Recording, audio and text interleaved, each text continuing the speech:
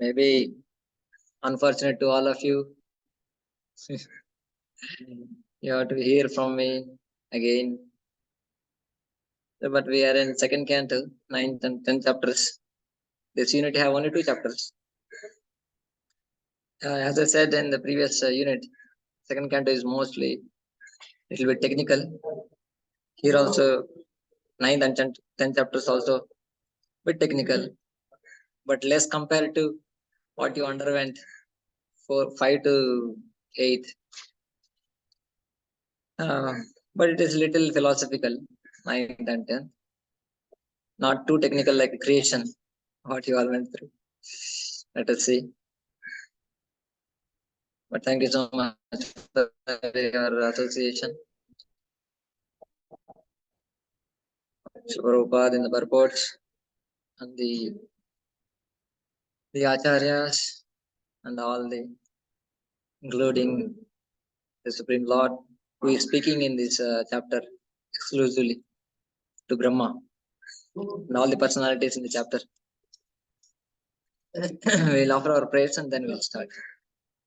Om Ajnanatimirantasya Jnananjana Chakshurunmilitam Jena Tasmai Shri Gurave Namaha Shri Chaitanya Manobhishtam Sthapitam Jena Bhutale Swayam Rupa Kada Mahyam Tatati Swapadantikam Vandeham Shri Hamscha Shri Rupam Sagrajatam Sahagana Raghunatanvitam Tam Sajivam Sadvaitam Savatutam Parijana Sahitam Krishna Chaitanya Devam Shri Radha Krishna Padan Sahaganalita Shri Vishakhanvitamscha Nama Om Vishnu Padaya Krishna Preshtaya Bhutale Srimate Bhaktivedanta Swami Nitinamine Namaste Saraswate Deve Gauravani Pacharine Nirvishesha Shunyavadi Paschatya Deshatarine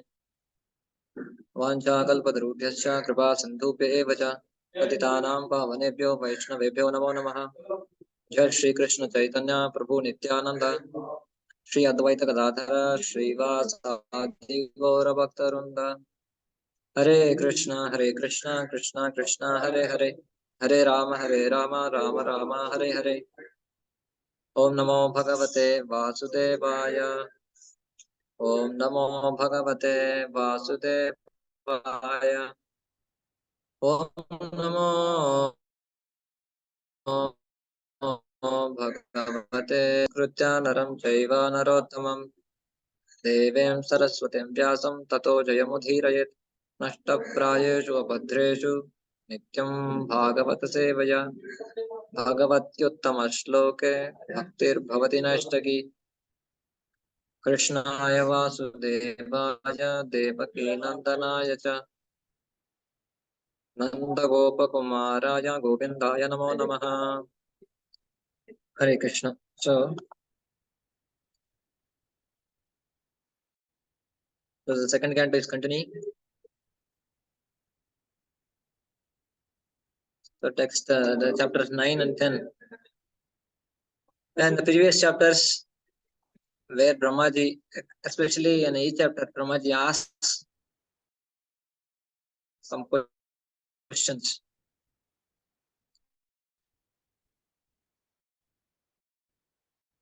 As asking questions. Maharaj asking questions.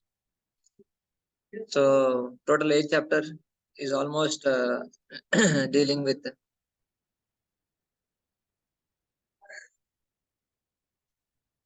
So maybe you can. Is it how is the audio for others? Are they able to understand what I am speaking? Maybe you can check now. It's okay, Prabhuji. Is it if it is breaking, you can let me know. Okay. So in the 8th chapter you have seen how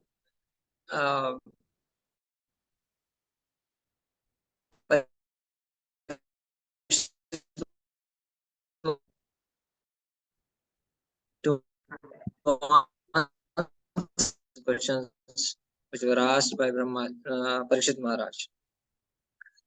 And especially in this chapter, he is trying to answer especially two questions.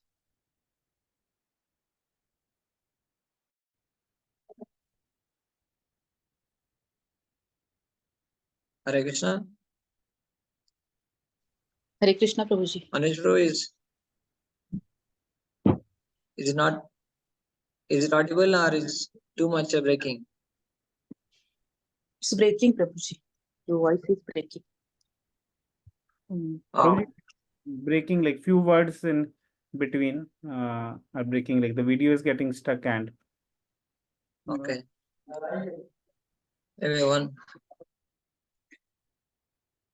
I'll just check with some other net. I'm changing my net, then I'll just see. Sure, Prabhuji. Okay. Of course, the temple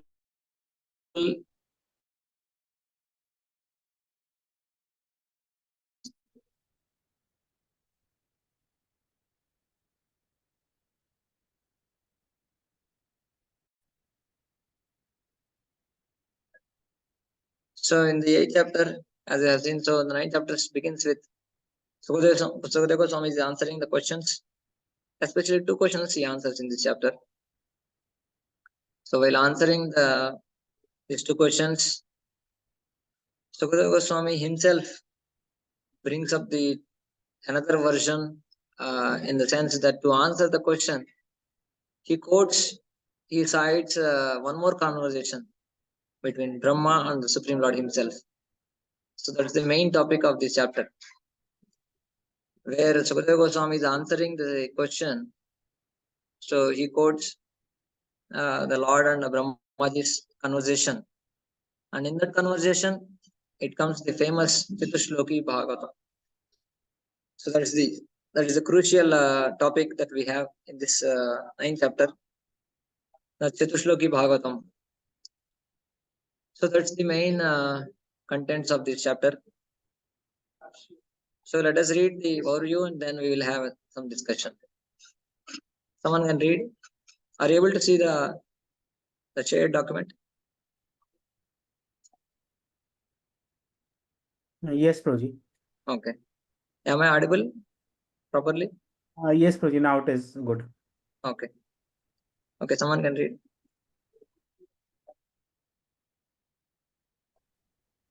Answers Yeah. verses 1 to 8, Jiva versus Supreme Lord. Shri Shukadeva Goswami explains that due to ignorance, the conditioned soul is engaged in the temporary varieties of the material forms. But the Supreme Lord is always possessed of an eternal form of knowledge and bliss. Shukadeva Goswami cites Lord Brahma's example to show that one can understand this difference by the process of Bhakti Yoga.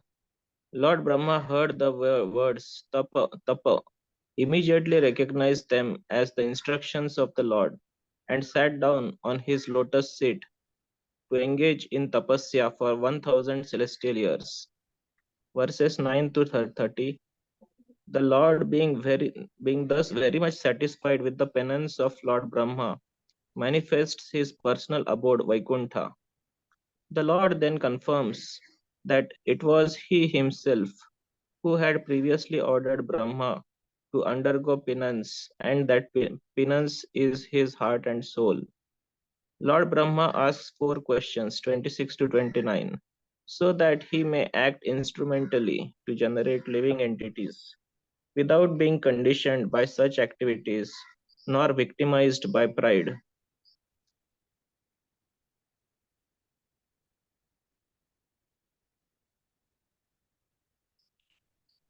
Verses 31 to 37. The Lord first tells Brahma that knowledge about him is confidential and must be realized by devotional service. 31 to 32. The Lord then explains 4 essential points about himself in 4 verses. Chatushloki Bhagavatam. By understanding this, one can remain free from pride. 33.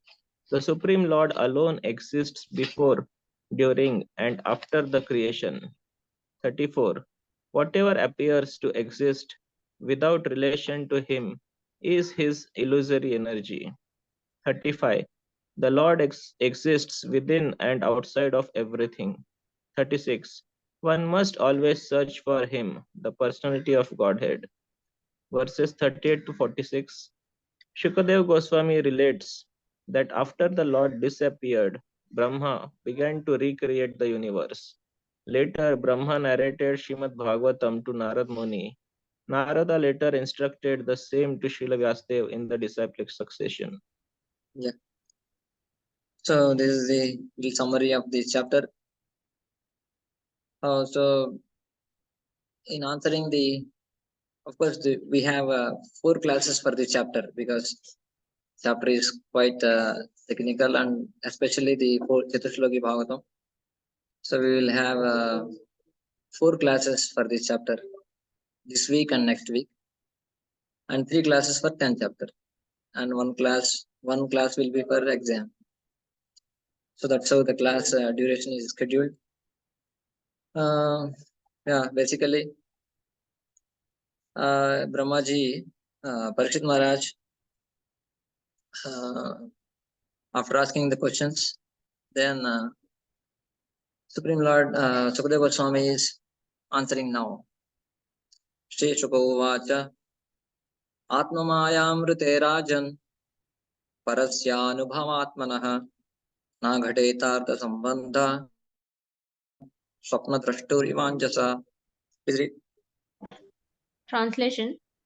Shri Shukadev Goswami said, O king, unless one is influenced by the energy of Supreme Personality of Godhead, there is no meaning to the relationship of the pure soul in pure consciousness with the material body.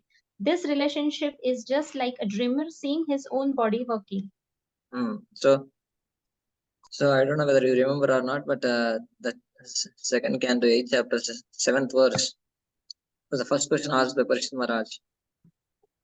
That if the jiva, the soul, if it is parasya, if it is para, is beyond of the material nature, but why he is caught up in this material body? So that's the question asked. If jiva, the living entity, we also read in Bhagavad Gita, second chapter, whole major part of the second chapter deals with how we are not the body, we are the soul. Soul has entirely distinct qualities than the body, right? Soul has a Sachidananda form, but material body has entirely different qualities. But how that relation came into picture, how that happened at all, that was the question by Parikshit Maharaj. If it is para, how it is experiencing all these miseries, all these different bodies. So that was the question. So that relationship he explaining, Sukadeva Goswami is giving an example here. It's like a dreamer. He's dreaming some dream. So that is the example is given here. The pure soul, pure consciousness. The soul who is like currently caught up in this mental body, and it is understood it's because of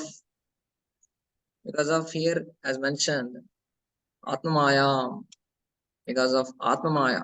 Here Atma means Supreme Lord's Maya. Energy, Supreme Lord's energy. Atma, Supreme Personality of Godhead, Maya energy. So Atma Maya means is this Krishna's energy, special energy. So because of that, that's what Sukadeva Goswami is giving answer. That because of Maya, Krishna's special energy, the living entity is experiencing all these bodies, Ghatedartha, though it doesn't have the relationship. It's just like a person is dreaming. So when we hear an example of dream, generally it's said like a dream like. It's not just dream. See, because we are all experiencing so many in this life, we have so many experiences we are going through. So one may say, if it is dream, then there should not be any meaning at all to life, right? What we are going through, we are born, we grew up, and we are growing. We are doing some activities, and these are all we are experiencing. And they have some meaning also. Why did I say the dream? Because generally in dream they don't have any logical things happen in dream. Generally, everything little bit more chaotic. There is no any sequence generally. So that's why it is said is dream like. It's not completely dream. Generally, Mayavadi's understanding is they say it's only dream, means illusion. Nothing exists. There is no meaning at all to all the relations and life, the life itself. No, it has a particular purpose. From Vaishnava understanding, it's a particular purpose is there. Our bodies are existing, but it is dream-like. Means it is a temporary. It is a temporary phase that we are going through. We are experiencing so many things, but it is a dream-like. It's not completely illusion. So that's what main point here. What Sukadeva Goswami is saying. It's a dream-like. He's living in the pure consciousness is in a dream condition.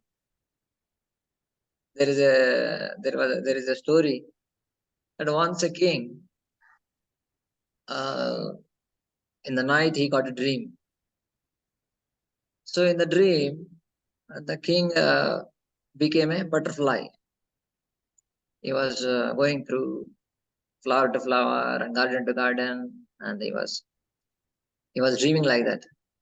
Then the dream broke, and the next morning he called the minister, and the minister asked the king, so see, yesterday I got a dream. So I was a butterfly in a dream. So then he asked a question, am I a king dreaming a butterfly as a butterfly, or am I the butterfly who is dreaming like a king? What is the reality? So he asked the minister this question, am I the king who is dreaming like a butterfly, or am I the butterfly who is dreaming I became a king? So that's how the whole, of course, that example is just to show, there is a story is just to show what the relativity is showing. Who is dreaming what? It's all relative in one sense. So that's how the dreaming example is given, that we are all, the next verse says about what exactly happens when we identify with the body. We'll have different bodies. That's what next verse says. So we are all having different bodies. The dream example, especially to understand that it's very temporary. The reality is somewhere else. What we are trying to experience, the happiness and distress in dream. Then many times Prabhupada also gives example of the dream, like a tiger and other examples he gives to understand that it has a specific significance in our life.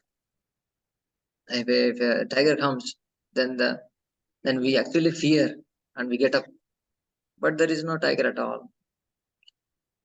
So, but the effect is there on the body. That we feel fearful. So that is to show that, yeah, we have some connection because we are connected to the body very strong. We experience many things, but actually we don't have, when we get up, in the sense that when we are spiritually awakened, then all this happiness and distresses doesn't matter at all. They don't have any connection at all. But they have some purpose. That's the main understanding. Okay, so that's how this verse explains about how the connection happened, the jiva and the pure spirit soul with the material body, with the bhautika deha. So Vishnu Thakur says that this chapter first and second questions are answered, and with 4 basic Chatushloki Bhagavatam, how this body came in contact with the jiva coming in contact with the material body. This first verse is answering. So why the pure living entity relating with the body?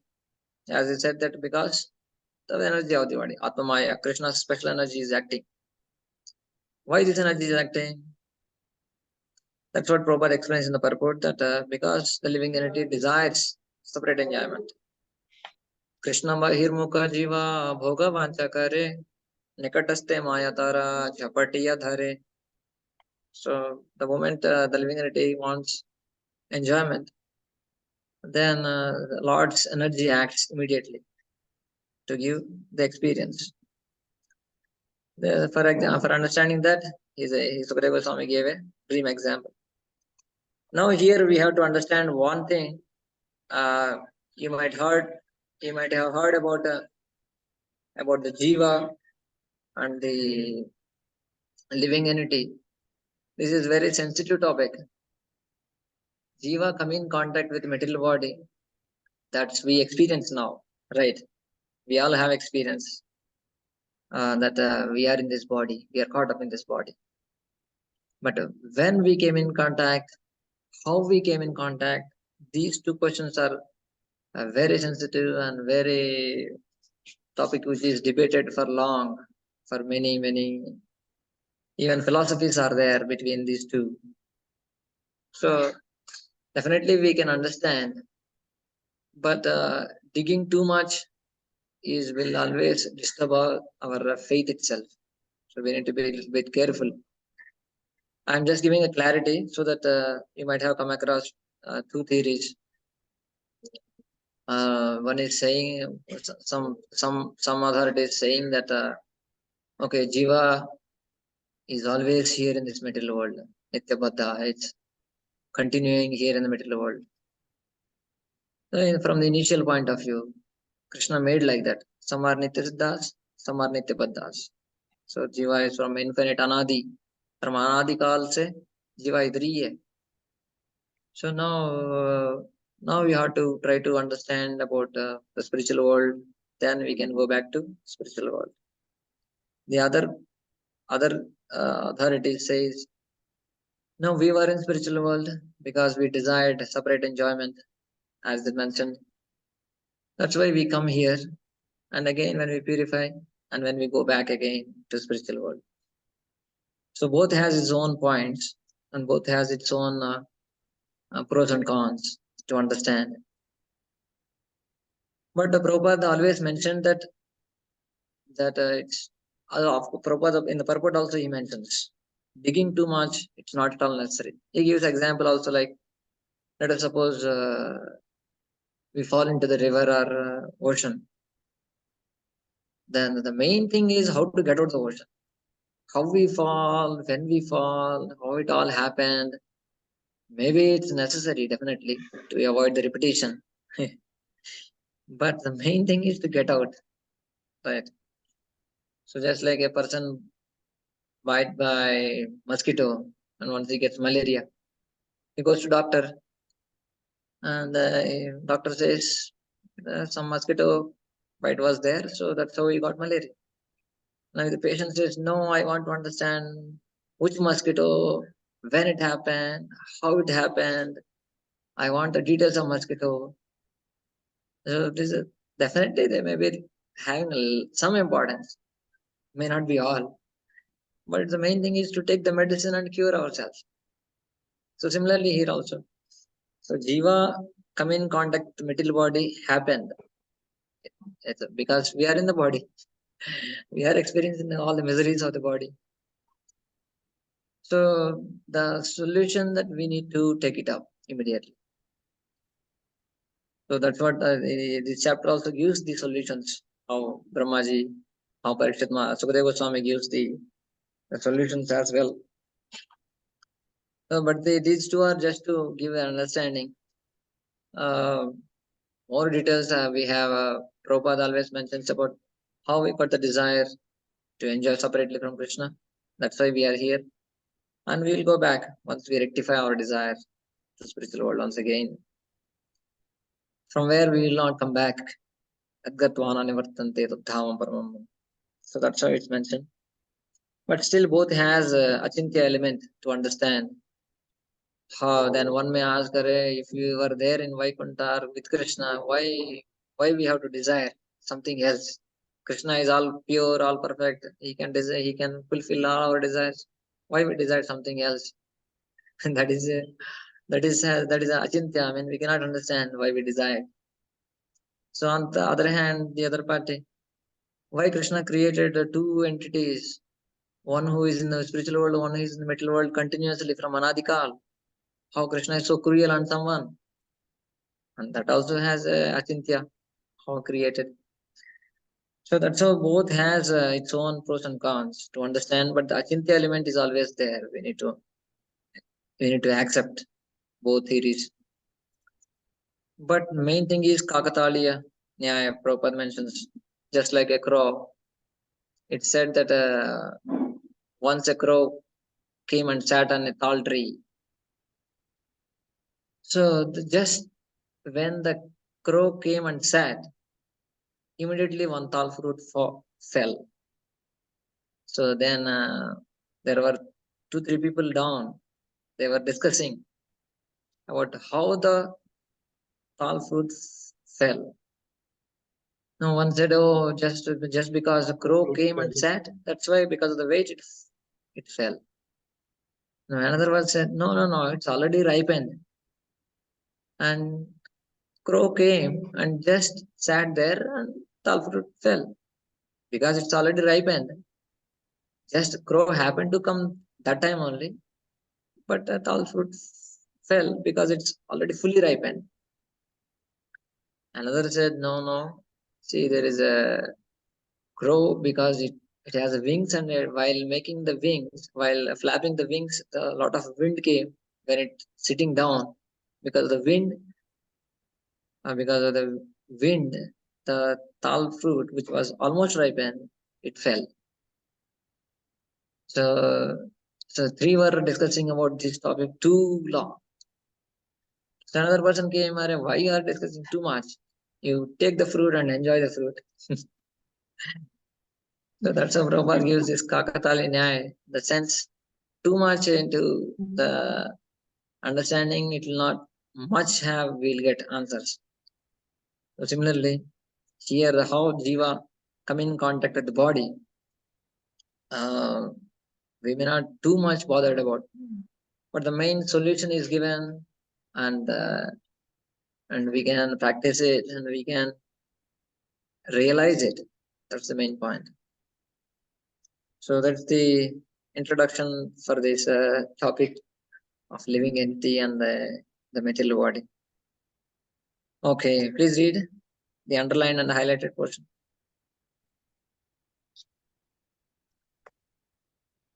Therefore, although the living entity is purely conscious in his pure state, he is subordinate to the will of the Lord in being influenced by the external energy of the Lord.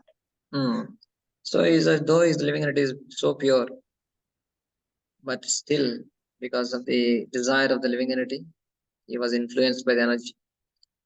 Maharaj Parikshit question asked how a living entity began his material life. Although he is apart from this, from the material body and mind, he is perfectly answered here. Please read the colored text.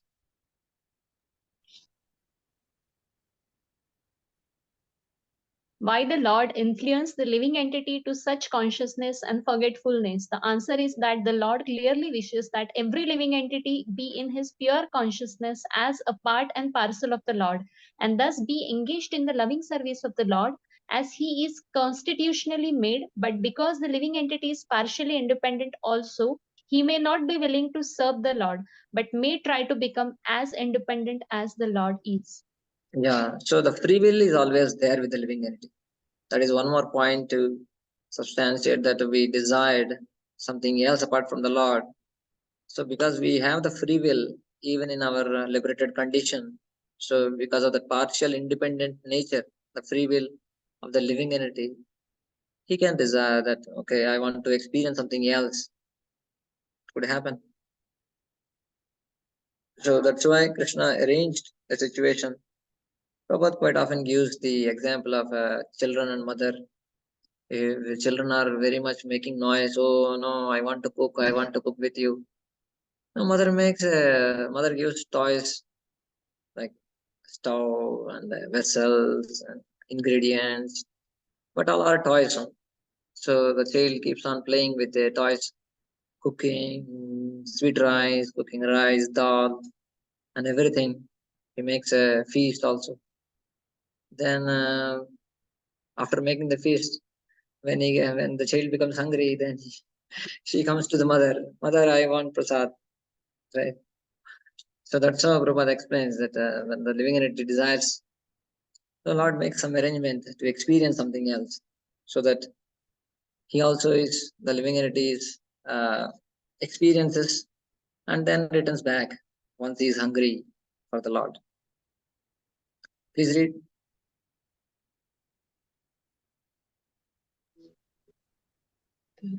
Therefore, the first sinful will of the living entity is to become the Lord, and consequent will of the Lord is that the living entity forget his factual life and thus dream of the land of utopia where he may become one like the Lord. Example: Yeah. the child cries to have the moon from the mother, and the mother gives the child a mirror to satisfy the crying and disturbing child with the reflection of the moon. Similarly, the crying child of the Lord is given over to the reflection, the material world, to lord it over as a karmi and to give this up in frustration to become one with the Lord. Both Yeah. So here Prabhupada is giving an example of child and crying for moon. This is Krishna's example. How Krishna was crying for moon once. But nowadays, maybe it's entirely different crying of the child in home. He may not be crying for moon. He may be crying for mobile or something else. Right? Yeah, but generally, children has many demands from parents. But parents try to pacify the child in different ways. So that's how Supreme Lord also is pacifying the living entities with a different setup of this material creation. So both the stages are dreaming illusions only. There is no necessity of tracing out the history of when the living entity desired this. But the fact is that as soon as he desired it, he was put under the control of Atma Maya by the direction of the Lord. So that's how we are in relation with this body. That's suppose the soul is in relation with this body. Okay, text 2. So now this 1 to 3 verses answering the first question of how the relation between the pure spirit soul Jiva happened with this material body, which is entirely having different characteristics. Next verse. Bahurupa iva bhati majaya bahurupaya ramamano guneshwasya mamaham iti manyate. Please read. The illusioned living entity appears in so many forms offered by the external energy of the Lord. While enjoying in the modes of material nature, the encased living entity misconceives thinking in terms of I and mine. Yeah. So now the cause is explained in the first verse. Why? It's because of Supreme Lord's energy. The living entities came in contact with this material nature. So it's like just like a dreaming example. So what happens by that? By after coming in contact with Maya, so it takes the living entity take different forms. So that is explained in this verse. What happens to Jiva when he has a relationship with the body through unexpected association with Maya? So what happens? What happens? Jiva accepts different forms. Bahurupa, Maya, Bahurupaya. What are the Bahurupas? All the 84 lakh species of life. Ramamano Guneshu. he is trying to enjoy in all these Bahurupas with all different modes. How?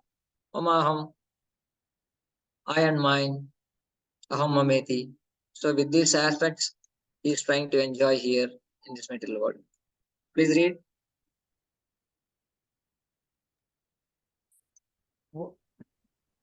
Jiva Please accepts read. different forms. Yeah.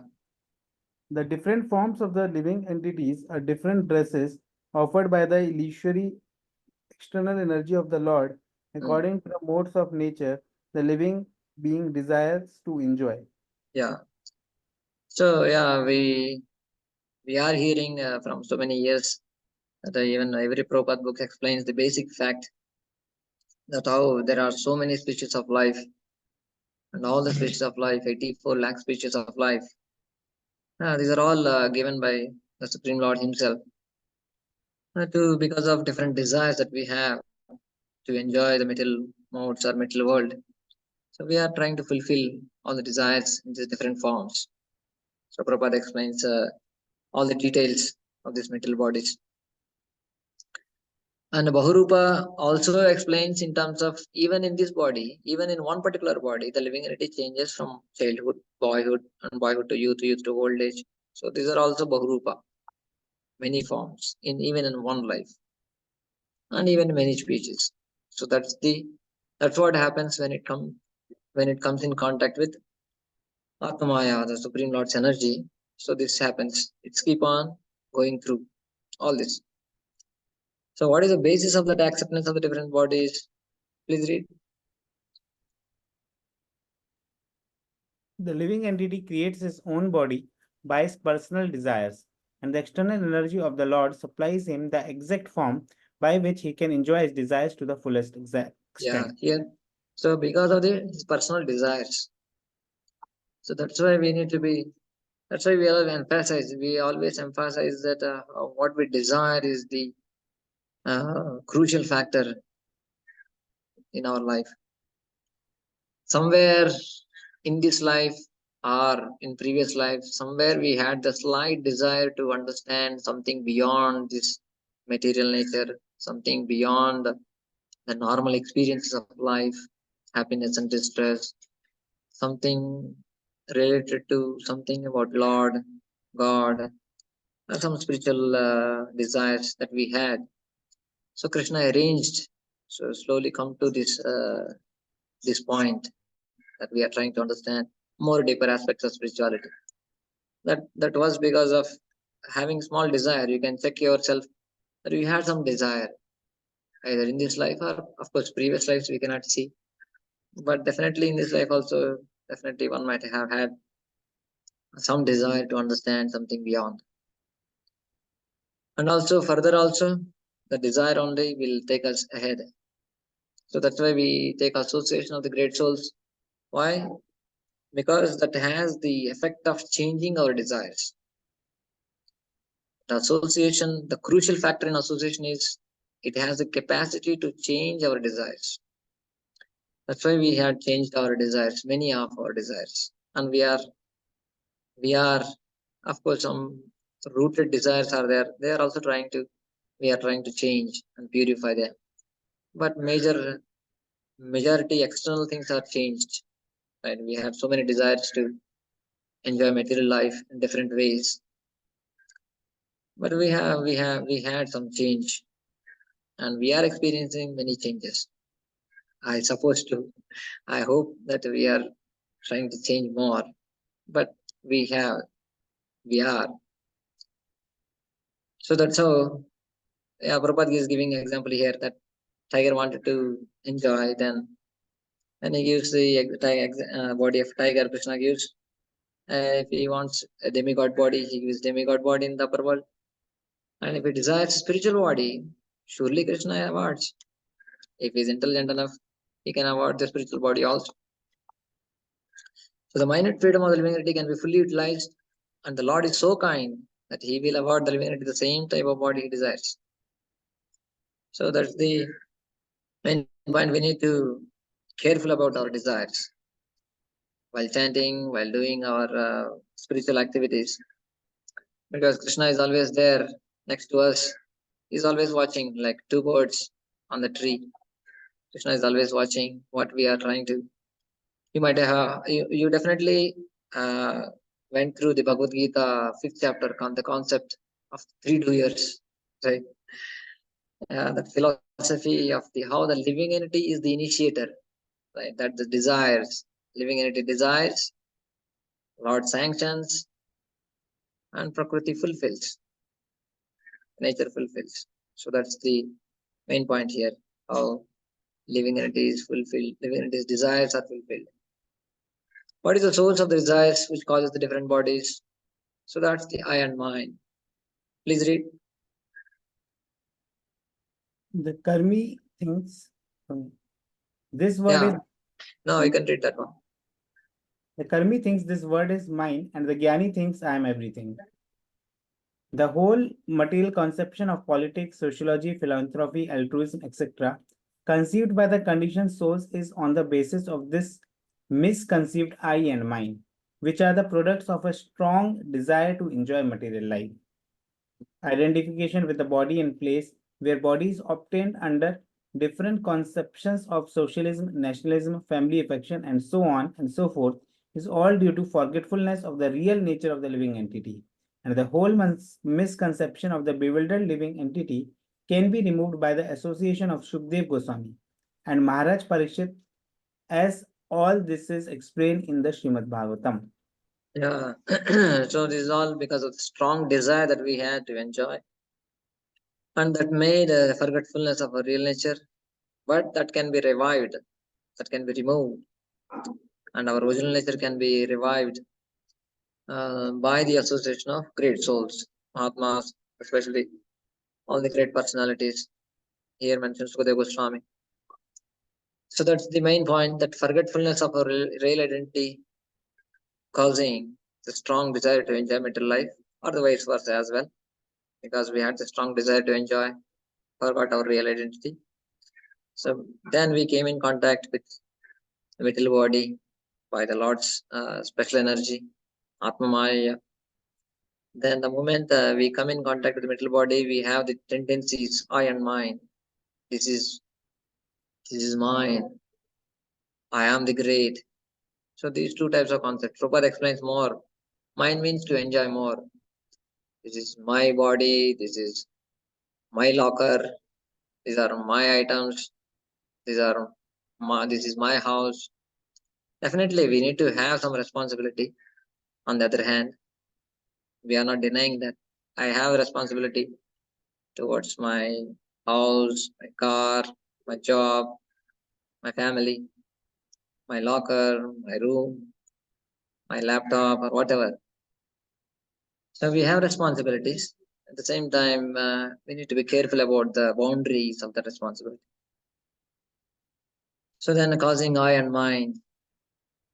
So they have to be purified more and more. Thereby varieties of desires to enjoy, I and mind, resulting in different forms, different dreams. So that's how the solution is given, that we need to associate with great souls. As Prabhupada mentioned here.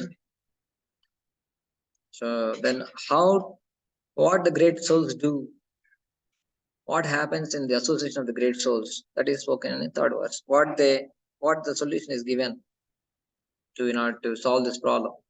So that is spoken in third verse. Erhiva mahim nisve parasmin kala mayayoh ramate gata sammoha tekto daste tado bhayam. Please read.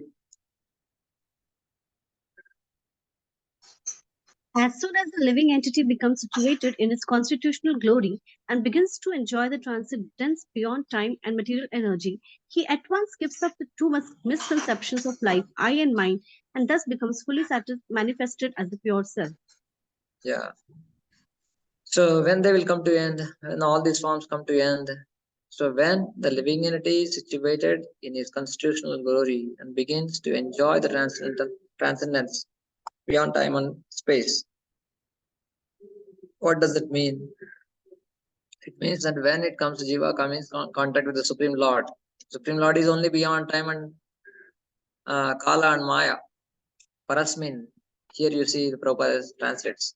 Parasmin Kala Mayayo. Parasmin means supreme. Kala Maya, who is beyond the time and the material energy. So Gata Sammoha, he will be freed. So when he comes in contact with the Parasmin, who is the Supreme Lord, who is beyond Kala and Maya, both. So that's how when he comes in contact with the Supreme Lord, who is beyond Kala and Maya, then he will be situated again in his constitutional glory. That will give up, that will clear off, remove all these misconceptions of I and mine. Then he becomes fully satisfied again. So that's the solution is given. First verse cause he gives, second verse what are the effects, what happens by the cause, and third verse is spoken of solution. Right? Just as the jiva endures countless births through the unexpected influence of Maya, by the unexpected influence of bhakti, by the appearance of prema, the jiva terminates those countless births. Yeah. So yadrichiki, both are called yadrichiki. The bhakti is also causeless. How bhakti is causeless is the topic in itself. But Vishwanath Chakravarti explains that association of the devotees, the bhakti sanjayate bhakti. Only by bhakti, bhakti takes birth in anyone. So because the devotee has bhakti in his heart, so he gives the bhakti to other living entities also. So that's how the living entity again comes in contact with the Supreme Lord. Then he is released from this bondage of repeated birth and death. Please read these two. The two misconceptions of life, namely I and mine, are verily manifested in two classes of men. First, in the lower state, the misconception of mine is very prominent and karmi. Second, in the higher state, the misconception of I is prominent, jnani. Lower state, the misconception of mine. Yeah, here Prabhupada explaining more details. So these are the two misconceptions. Prabhupada takes this in the beautiful concept of explaining aham mameti. As the second verse spoke about mamaham, aham mama. So how these two concepts are pervading our life. So these two concepts Prabhupada explains in terms of mind means is more of a enjoying mentality, as we call karmi mentality. And the I concept, I am the great, even up to the extent that I am the Lord, I am God, only I remain.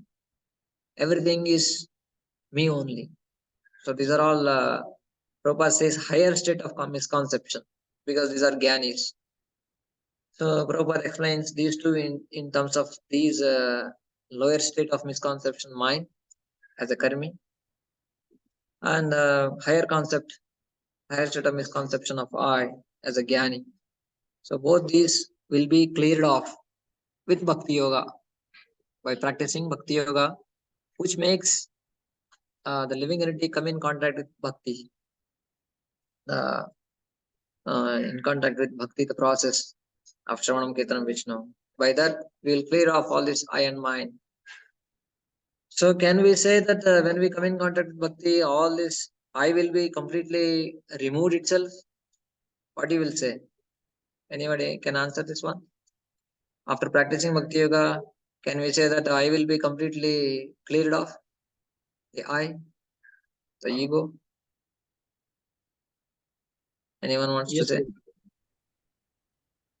Yes, Prabhuji. Yes, Prabhuji. How? Total I will be removed? No, Prabhuji, not totally, but it's a slow process, basically. Slowly, we will Okay. achieve our aim. Slowly only, but totally will be removed, the ego? Prabhuji, we will have true ego. Guru will remove our false ego. Good. Yeah. So the true ego will be pure. True ego will be there, definitely. Ego, I will be there, but yeah, the true ego will always be there. The ego element, as an element, it's always there. As a virtue of false ego, it will be cleared off. The identity of I I am the servant.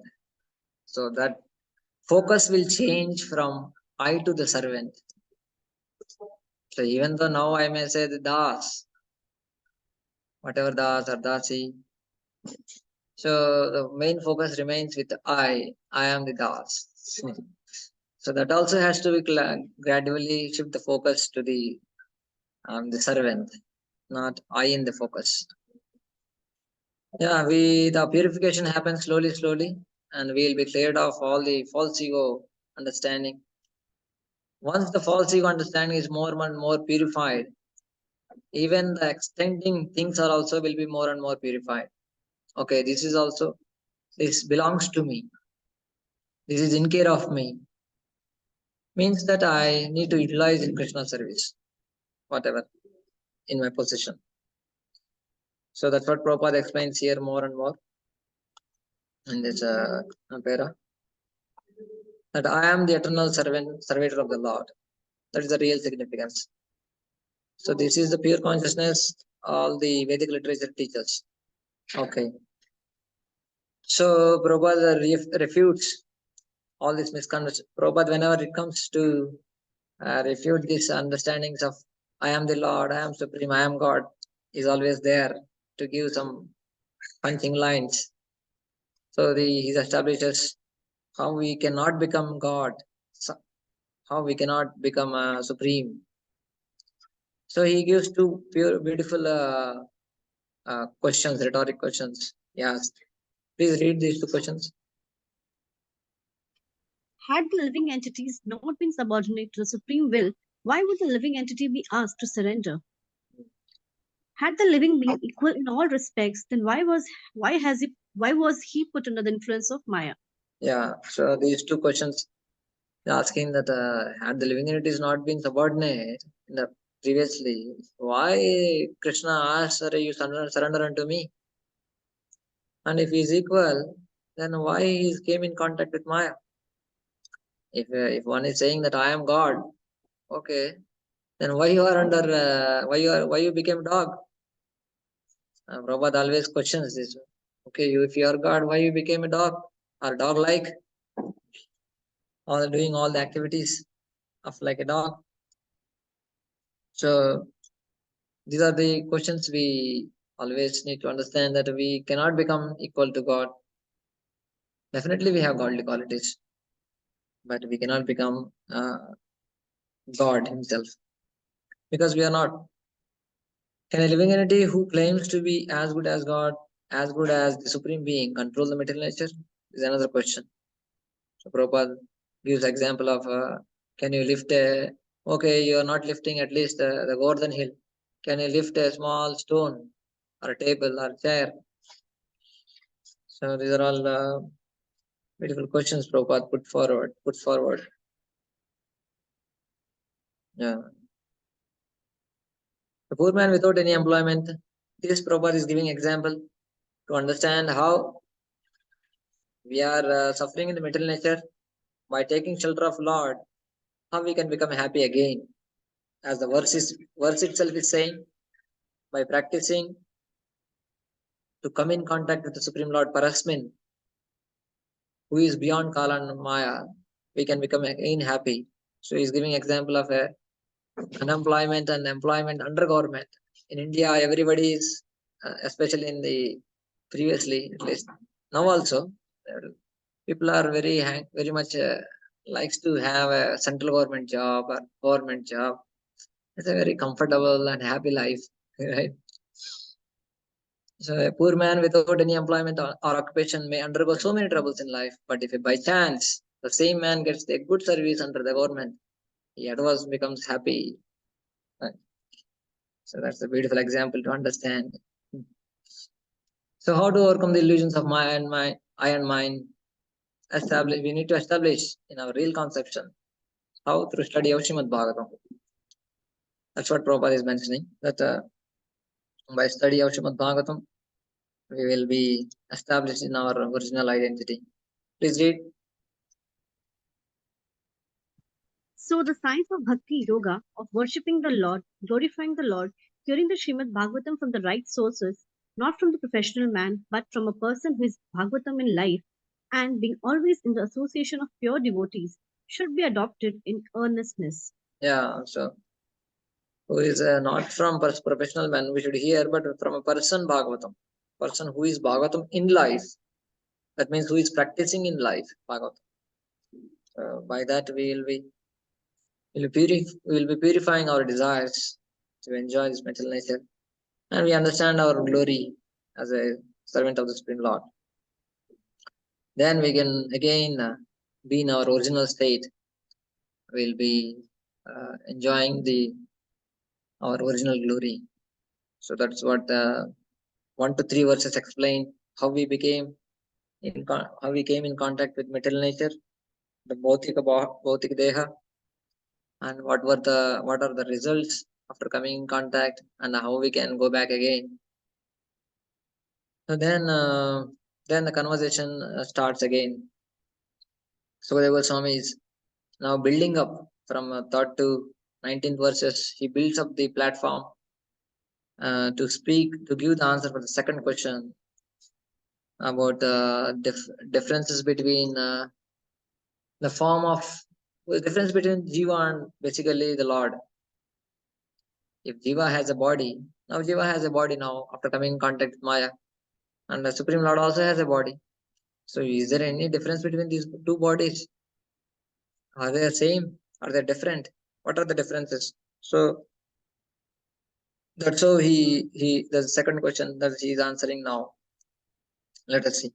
Atma Tattva Vishuddhyardham Yadaha Bhagavan Ritam Brahmane Darshayan Rupam Avyalika Vratadritaha. Please read.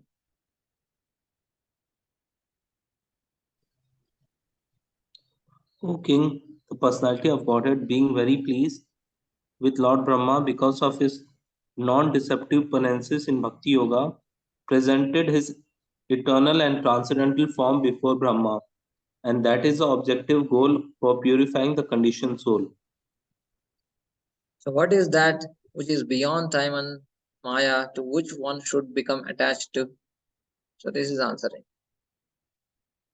So here also answers the second question called difference between Jiva and Lord. So the third verse explained, okay, we have to come in contact with that personality who is beyond Kala and Maya, to get rid of all these bodies. So that is answered here also. And at the same time, differences are also given. So because Lord revealed that form, because of Brahma wanted to create this universe, or he didn't understood what exactly have to be done once he took birth in the lotus. He didn't get anything, any clue at all. He's unable to understand who he is, where he is, and what to do. Nothing is coming into his consciousness. So that's what happens when Brahma takes birth. So that is coming now. What happens exactly at that time? What happened that time, and how Brahma received the knowledge. How Brahma is given that vision of the Supreme Lord. So the verse explains that being Supreme Lord pleased with Brahma because of his tapasya, so he revealed himself. That's the verse says. Why he did tapasya and all we will see in the next verses. So please read.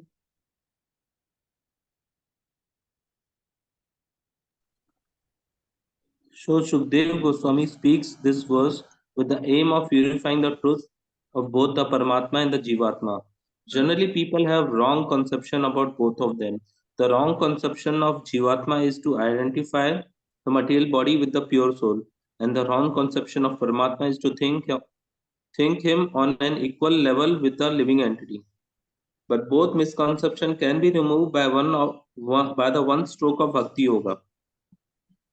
Just as in the sunlight, both the sun and the world and everything within the sunlight are properly seen. In the darkness, one cannot see the sun, nor himself, nor the world.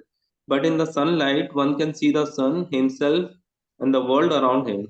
Srila Shukdev Goswami therefore says that for the purification of both wrong conception the Lord presented his eternal form before Brahmaji. Being fully satisfied by Brahmaji, non-deceptive vow of discharging Bhakti Yoga, except Bhakti Yoga, any method for realization of Atma Tattva or the science of Atma will provide deceptive in the long run. Will prove deceptive in long run. So will prove. yeah. So here, as I mentioned, that both difference between Jiva and the Supreme Lord Paramatma, the purifying the truth of both Paramatma and Jivatma means that we have misconceptions about both Jivatma and Paramatma. I think myself as a body, right? We identify with our bodies, we identify with many things. So that is also need to be cleared off. And even about wrong conception of a Jivatma and wrong conception about Paramatma. I think myself as Paramatma. Many people think they are God. So both are cleared by quoting Atma Tattva Vishuddhyardham. So here both Atma means both a living entity or the Supreme Lord, the science of God or that of living entity, both. Atma Tattva Vishuddhyardham Yadaha Bhagavan Ritam Brahmane Darshan Rupam. To show that he revealed his form. To explain that Krishna revealed that form. So do you remember any verse from first canto, any verses?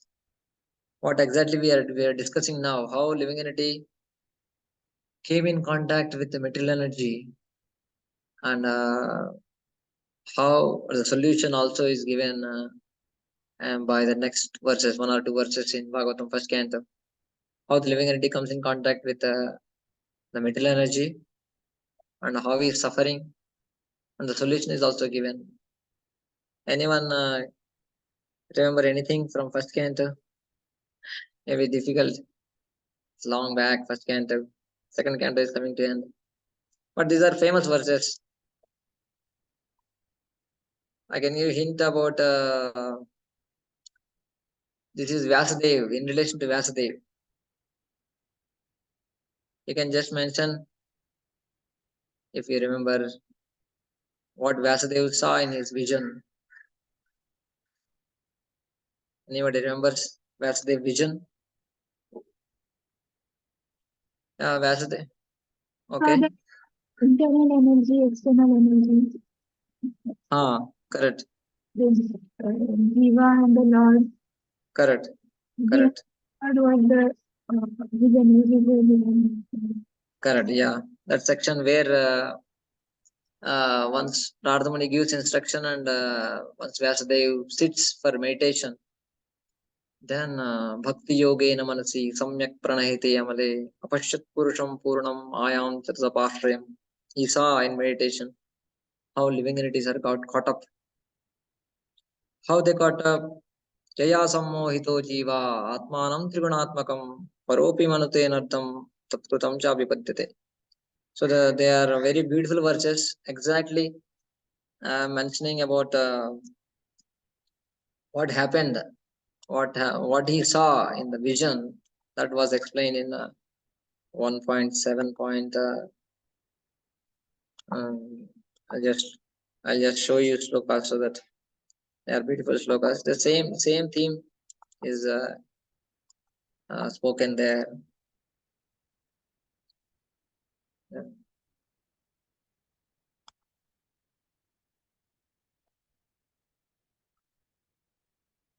So this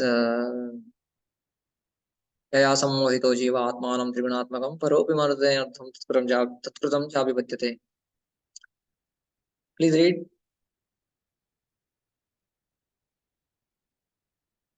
Madhukar. Are you able to see? Yes.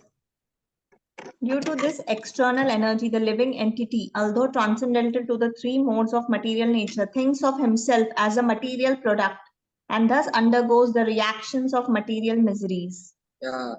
So that's what Vyasadeva saw in his vision, in his meditation. Yaya sammohito jiva atmanam trigunaatmakam. But what is the solution? Solution is given. Anardhopachamam sakshat bhakti yogam adhokshaje lokasya janato vidvams chakre satvata samhitam. Please read.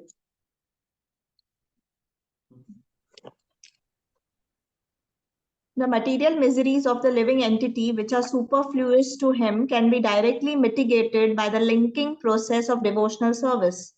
But the mass of people do not know this, and therefore the learned Vyasadeva compiled this Vedic literature, which is in relation to the supreme truth.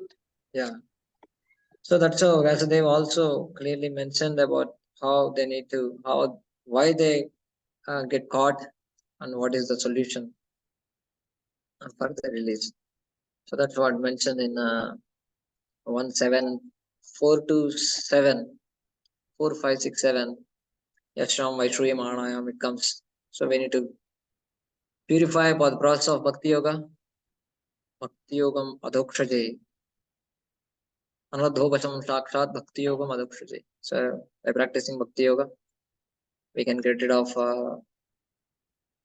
all these miseries. Please read summary.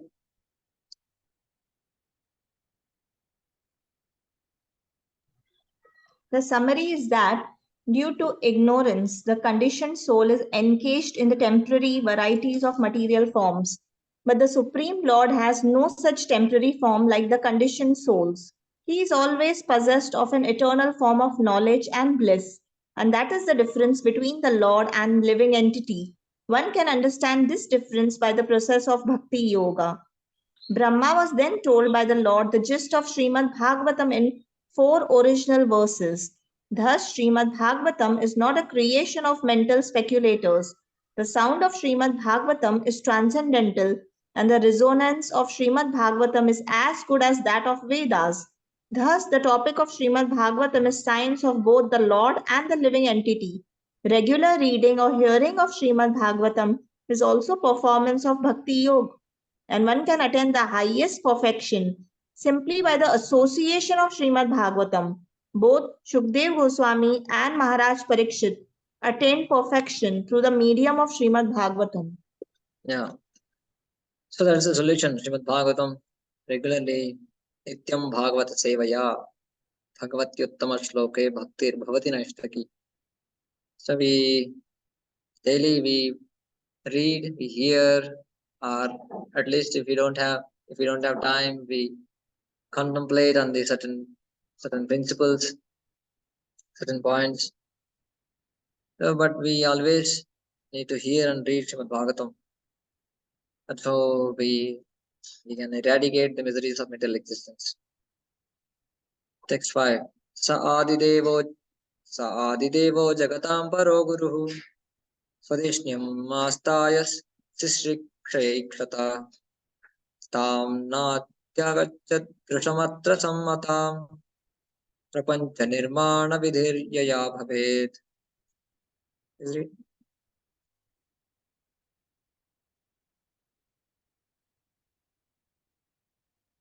Lord Brahma, the first spiritual master, supreme in the universe, could not trace out the source of his lotus feet. And while thinking of creating the material world, he could not understand the proper direction for such creative work, nor could he find out the process of such creation. So till now, 1 to 4 verses, two questions are answered.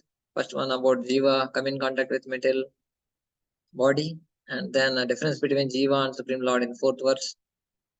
In the same lines, then he started explaining about what happened in the first day of Brahma, when Lord Brahma took birth and could not trace out what is happening here, sitting on the lotus, trying to do his duty. So what happened at that time? So that is explained. So in due course of this explanation, there comes the more and more explanation of the spiritual world, and then the famous Chaturshloki Bhagavatam. Not only the Lord's form, but his planet and his devotees are beyond time and Maya. To show this fact, he begins to praise the Lord in 4 verses. Next 4 verses. Yeah. So this verse is a prelude for explaining the transcendental nature of the form and abode of the Lord. Yeah, Prabhupada also mentioning how from this verse it starts the whole platform to explain his transcendental nature. So there is a difference between Jiva and the Supreme Lord. So for that he revealed his own form, revealed his own abode. So by that he is clearly giving the distinction between Jiva and the Supreme himself. So that's how the second question is also answered. While answering second question, this topic of whole revelation of spiritual world Vaikuntha and his own form, and to substantiate that he spoke the 4 verses of Chatushlok. So in answering the second question, what is the difference between Jiva and the Supreme Lord? So that's how. Yeah, Prabhupada explains explain about how there's a difference between both the Jiva and the living entity.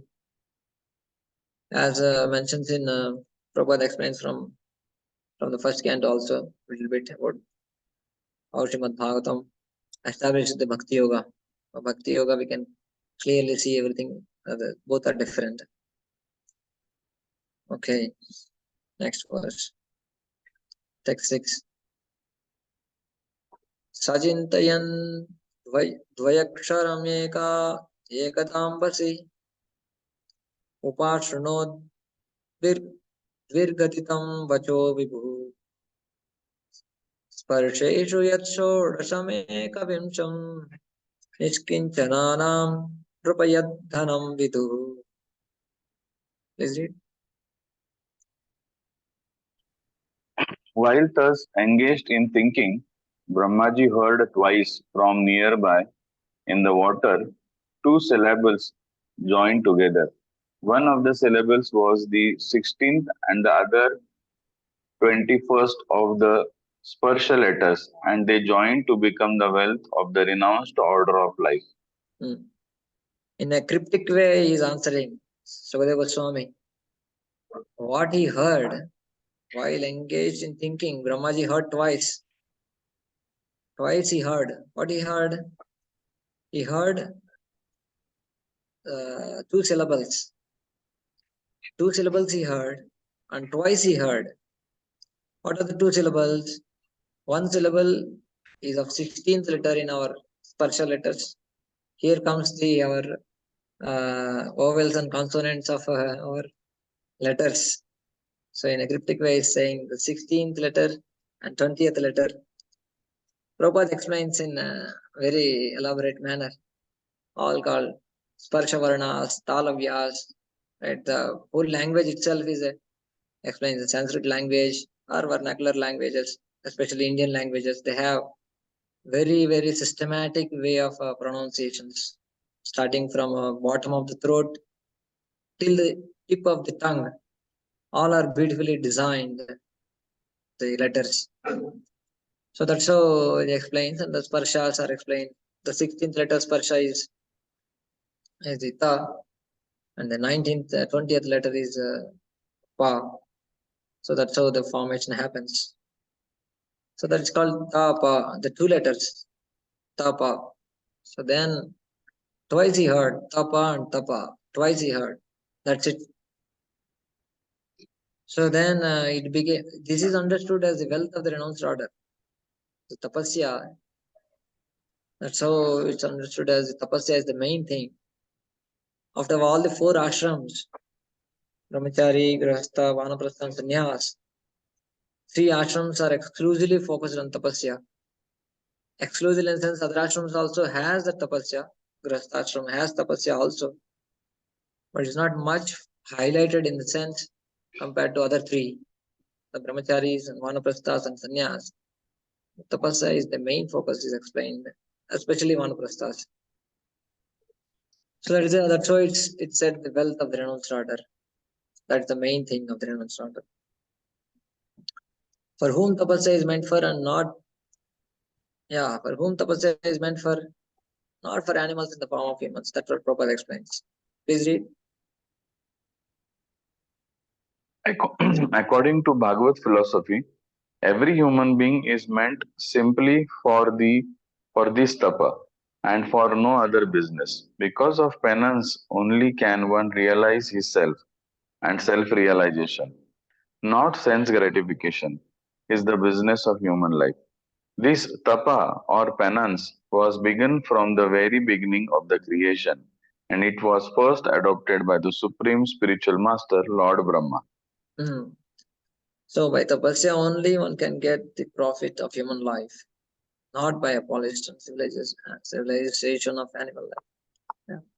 Tapasya, human life is meant for tapasya. So that's why in practice of spiritual life also we have tapasya, austerity. What austerity we have? We have austerities of chant 16 rounds. Prabhupada always mentioned, chant 16 rounds, follow 4 regular defense. That's the greatest tapasya for Kali Yuga. Simple as that. So that's the great thing to, of course, in 4 regular principles and 16 rounds, how to do that? That's real tapasya. The standards that we follow in chanting the holy names and following 4 regular principles. And the more and more levels we keep on increasing tapasya. But the basic things we need to follow. And to understand more about how we can improve tapasya, we need to read Bhagavad Gita, 17th chapter, text 14 to 16. 3 levels of tapasya is explained by Krishna. Austerities of the body, austerities of the mind, austerities of the speech. There 3 levels of austerities were spoken. So those who want more details, how to practice on a practical level, you can just go through the verses. They are very, very practical, very much applicable for us, and very essential as well for spiritual life. Austerities of the body, austerities of mind, austerities of speech.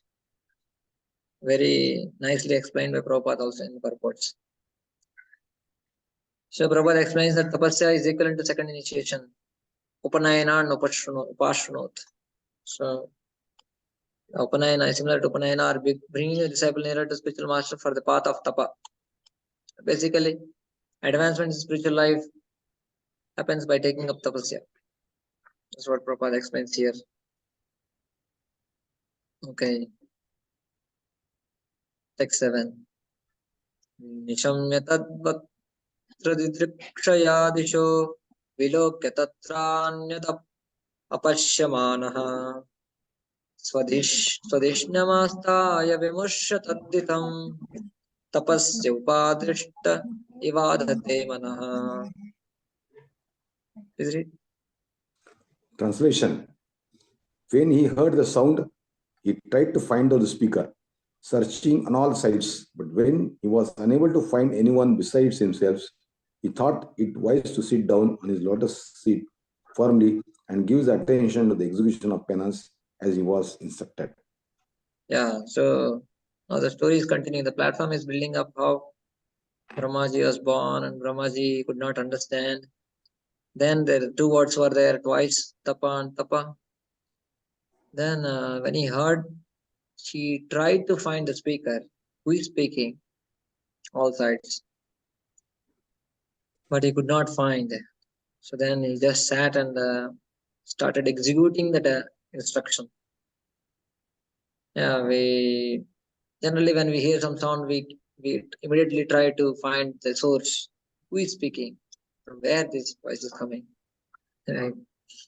We endeavor so much, but we generally don't find any source, let us suppose.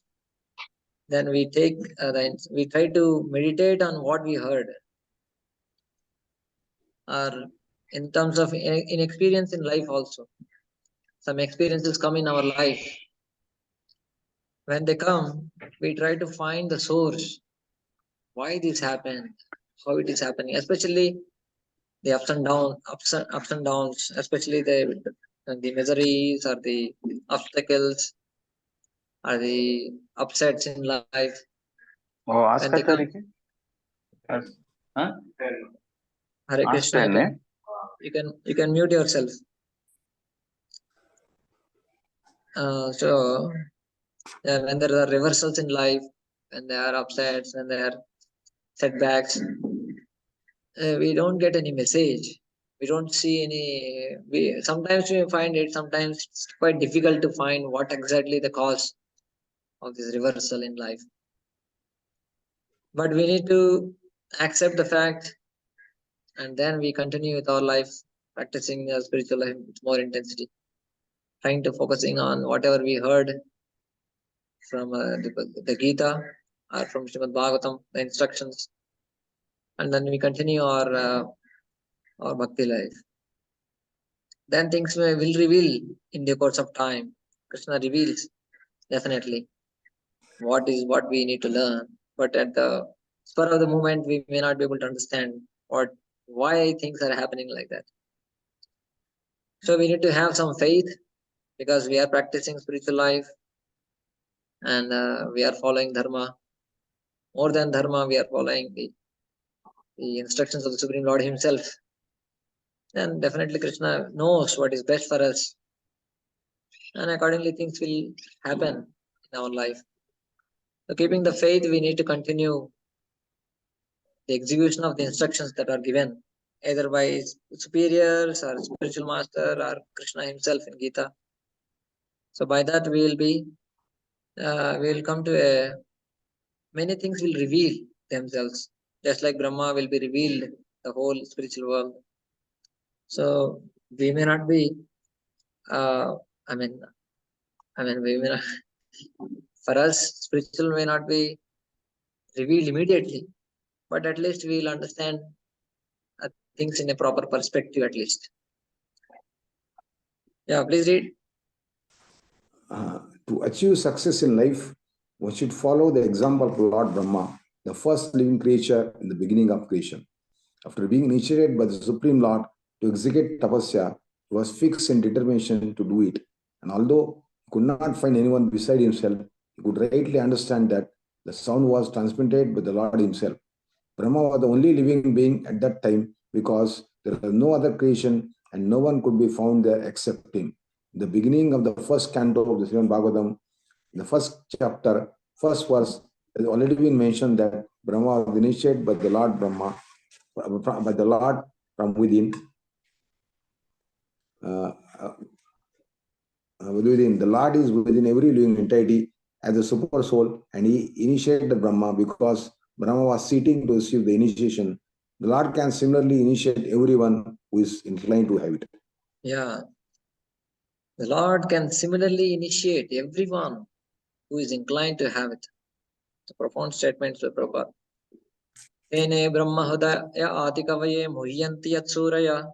So that's what the first verse says, that Tene Brahma Hudaya, in the heart of the Brahma, Krishna revealed. Krishna revealed in the sense Prabhupada is saying that he initiated Brahma, because Brahma was willing to receive the initiation. So the Lord can reveal similarly to initiate everyone who is inclined to have it. So then, so as I explained that we are inclined, we need to be inclined. We show our inclination by practicing Bhakti Yoga. Yeah, how we show our inclination? We show inclination by our desire, internal desire, and by our activities as well. By practicing Bhakti Yoga, we show our inclination.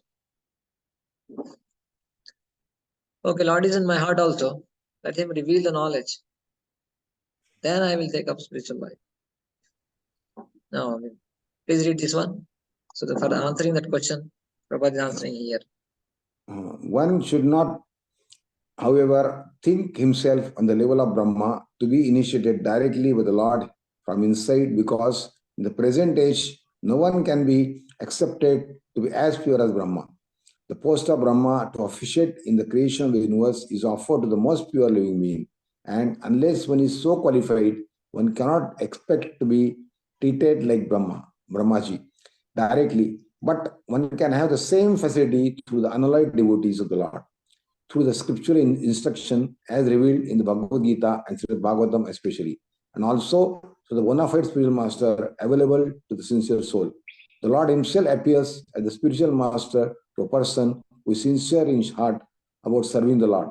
Therefore, the bona fide spiritual master who appears to meet the sincere devotee should be accepted as the most confidential and beloved representative of the Lord. Yeah. So Brahma, like as to Brahma, as I said, that Krishna may not reveal to us the spiritual world directly, but is revealing many things through spiritual superiors, through spiritual master, and through shastras. Those who say that we don't have spiritual master, yeah, we have shastras.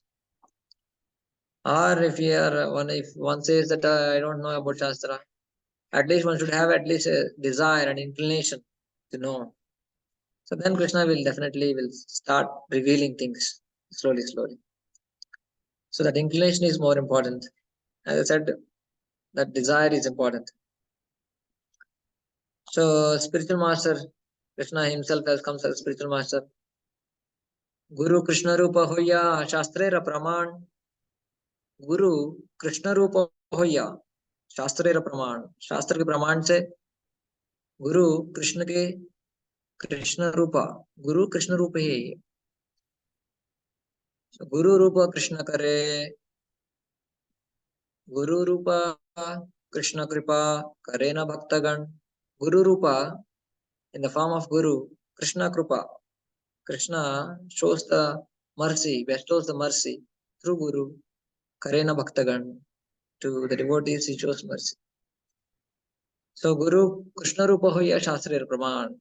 This is based on Shastra. We understand that Guru is the form of Krishna himself.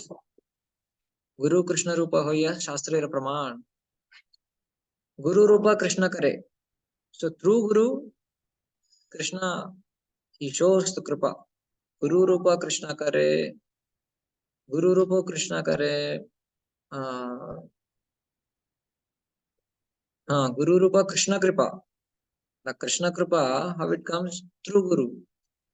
Guru Rupa Krishna Kripa Karena Bhaktagan. For the devotees, through Guru, the Krishna Kripa comes. So that's how Sri Chaitanya Charitamrita explains by Srila Krishnadas Kaviraj Goswami. So there is no difference. It's difficult to understand currently because we don't have much faith. We are developing little bit faith more and more. But the more we practice, the more we hear about spiritual master, the more we hear about his activities, his glory, then we build more and more faith in him. That's why it's said in Guru Vastaka every day we sing, we try to remember. What we sing, anybody can say, anybody like to say? Where it said that we should remember about Guru?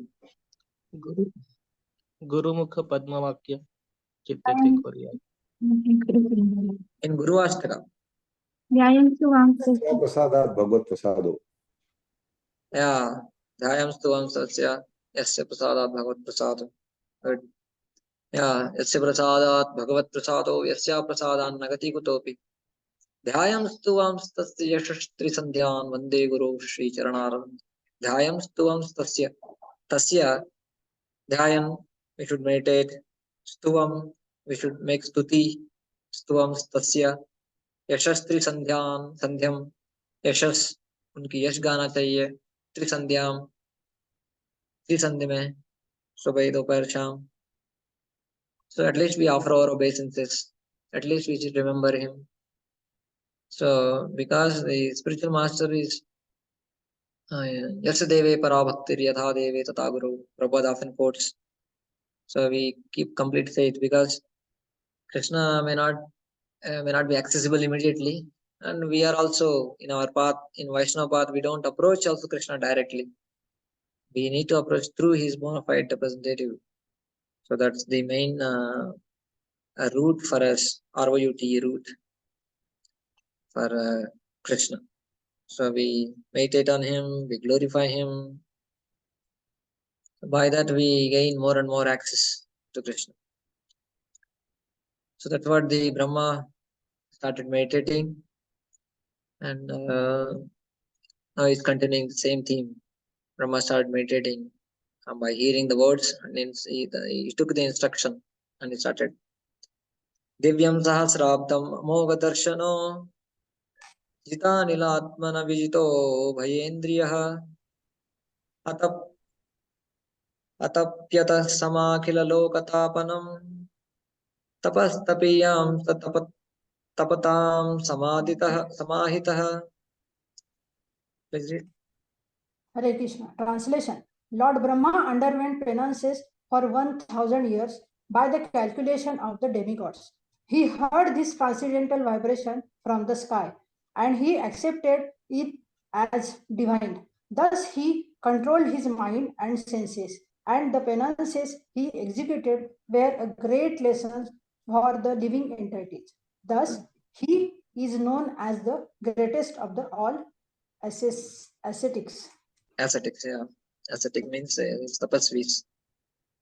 Okay, can you read the highlighted portion? Yes. His acceptance of the sound was due to his pure vision of the absolute nature of the Lord.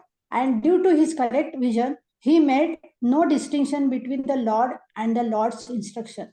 There is no difference between the Lord and the sound vibration coming from him, even though he is not personally present.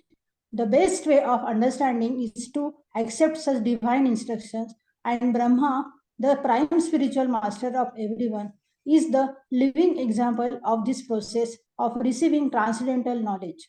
The potency of the transcendental sound is never minimized because the vibrator is apparently absent. Therefore, the Srimad Bhagavatam or Bhagavad Gita or any other revealed scripture in the world is never to be accepted as an ordinary mundane sound without transcendental potency. Here, Prabhupada emphasizing on fact that how they are non-different, the instruction and the Lord himself. Though he is unable to see, but he took the instruction seriously. So under 1000 years of celestial years, by calculations of demigods. So he took it as a seriously. He took it. Thus he controlled his mind and senses. Executed penance. Is a great lesson also for us. That's what directly Prabhupada writing. It's a lesson for us how we need to take the instruction seriously. Then we can achieve perfection when we understand that. Yeah, revealed scriptures here mentions that the standard books which are explaining in terms of what the Gita and Srimad Bhagavatam are explained. The revealed scriptures generally, Prabhupada many times mentions the revealed scriptures. Means the books that are followed in the line of the standard authoritative scriptures, which are given by Lord himself. Himself in a sense through his breathing, the Vedas, by Vyasadeva. Whatever the conclusions that are there in the Bhagavatam, Srimad Bhagavatam and Bhagavad Gita, same conclusions are given in a more concise, more understandable format by many acharyas. So they are called revealed scriptures. So by that we accept them and try to follow them, and we don't take them. We don't take them as an ordinary. That's why in the fourth offense we read every day about Vedic literature. The fourth offense to the holy name, considering about the mundane Vedic literature or the following the Vedic literatures that follow the Vedic versions to be mundane or to be not bona fide, or criticizing them or not caring for them, blaspheming them. So that is the most. It is also great offense. We cannot do that to criticize the scriptures. Of course, in our level, we don't criticize the scriptures. Neither we don't disrespect the scriptures. Definitely, but the higher levels of understanding scripture means what? Can you say something about how do you respect scriptures? Anyone? How do we respect scriptures? By following the instructions of scriptures, Prabhuji. Good. By following the instructions what are given in the scriptures. Anyone else? How do you respect? How do you follow the fourth offense? Yes, Mother. Prabhuji, by not doing offenses against scriptures, and who is doing offenses, we should correct them also. Yeah. So based on scriptures, we correct those who are trying to commit offenses. That's what you want to say? Yes, Prabhuji. Okay, yeah. Yeah. Yeah, we are asking here how we respect the scriptures. Yeah, that is also a good point. That we read the scriptures, we understand the scriptures are saying about the offenses to the devotees and the Lord and the world, and then we try to inspect others also. Yeah, that is also following respecting. Yeah. Studying the scripture. Yeah, that is the basic, that is the fundamental thing. That's good. We need to read scriptures every day. We need to study them.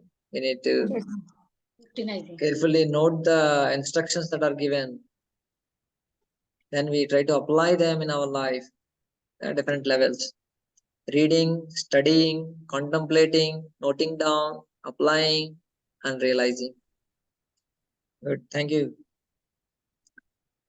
Hare Krishna. So, yeah, she took seriously, and in coming verses, we see the whole spiritual world is revealed to him. Please read the yellow portion. One has to receive the transcendental sound from the right source, accept it as reality, and prosecute the directions without hesitation. The secret of the success is to receive the sound from the right source, a bona fide spiritual master. Following the order of bona fide spiritual master is only duty of the disciple, and this completely faithful execution of the order of the bona fide spiritual master is the secret of success. The Lord's order descends in the disciplic succession through the bona fide spiritual master, and thus execution of the order of the bona fide spiritual master is factual control of the senses. What is the definition of control of the senses? Prabhupada is giving beautiful understanding. This is the factual control of the senses. Vacho vegam manasakrota vegam jivva vegam matropasta vegam yetan veganyo vishaheta dhira sarvam apimam prutim susishyat. So what does it mean, control of the senses? See, the execution of the order of the bona fide spiritual master is factual control of the senses. Definitely they are the contents of the details of the control of the senses, vacho vegam, etc. But the conclusion, the essence of trying to following all those is to execute the order of the spiritual master. That's the factual control of the senses.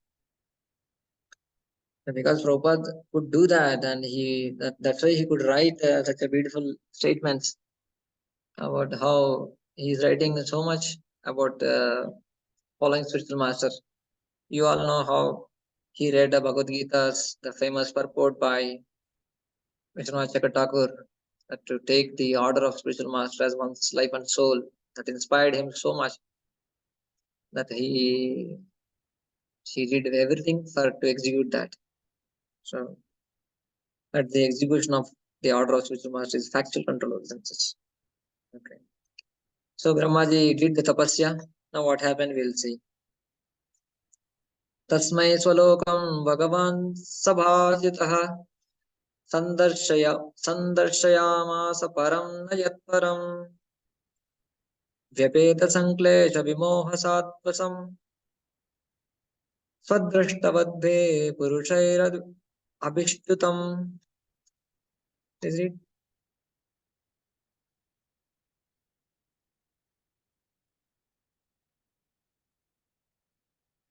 Hare Krishna. The personality of Godhead, thus being very much satisfied with the parents of Lord Brahma, was pleased to manifest his personal abode, Vaikuntha, the supreme planet above all others.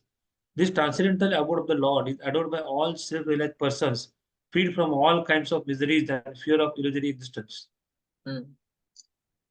So because he did the tapasya, Lord is so pleased by the tapasya. And then with that satisfaction, he revealed He manifested his personal abode, Vaikuntha. And the details of Vaikuntha will be given now. More and more details of Vaikuntha are explained in the coming verses. So one may ask, is that penance is bhakti? That tapasya, we are talking about tapasya, tapasya, tapasya. Is that bhakti? Please read the highlight portion. Okay.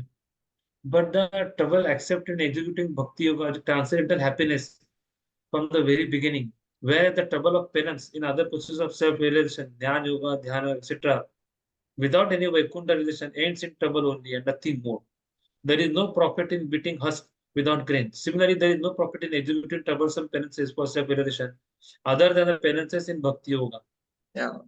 So that is bhakti only. The tapasya, what we are talking, is not a dry tapasya, putting fire around oneself in the midsummer, or immersing oneself in the cold water in the midwinter in the Badrinath. These are all definitely tapasya, but that tapasya will not reveal the Vaikuntha Dham. Tapasyas in Bhakti Yoga will reveal the spiritual world. Yeah, definitely those tapasyas, if they focus on bhakti, they have the focus bhakti as the main element, then definitely they also can be as a supporting elements. They can also help, but that is not the main focus. So Krishna revealed here, he is going to reveal his dham because he is so pleased by tapasya of Brahmaji. That spiritual abode is a myth or a fact. So Prabhupada gives various quotations from various acharyas also. How spiritual world is a fact, it's not a myth.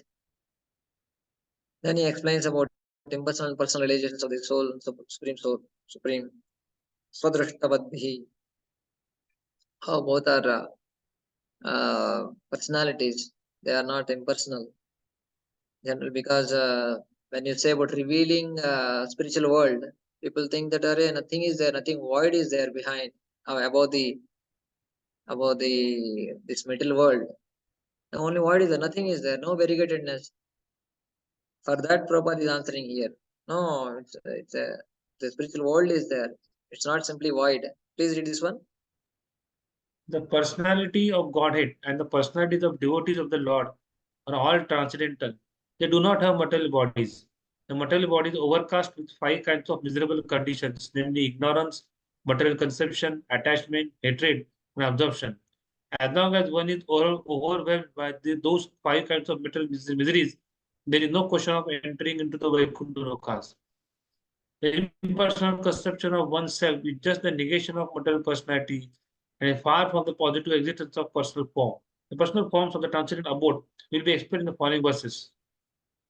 Yeah. So, because of avidya, asmita, raga, dvesha, and abhinivesh, 5 concepts that bind the conditioned soul when we come in contact with material nature. So these will be, when we have these things, we cannot enter. But when we are purified, then we can enter into Vaikuntha Loka.